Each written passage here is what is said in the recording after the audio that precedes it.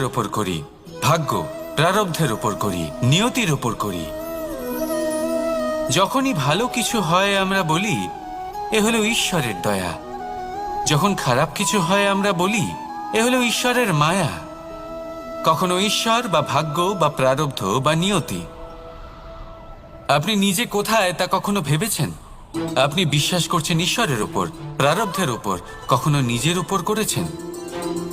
আমি আপনাকে একটা সহজ কথা বলি, যদি আপনি ঈশ্বরের উপর বিশ্বাস রাখেন, শুধুই ঈশ্বরের উপর বিশ্বাস, তাহলে আপনি সেটাই পাবেন যেটা আপনার ভাগ্যে লেখা রয়েছে।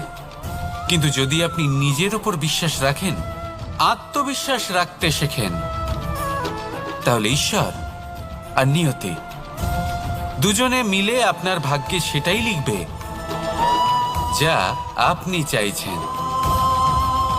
তাই মনে রাখবেন, সাফল্যের পথ হলো এই বিশ্বাস।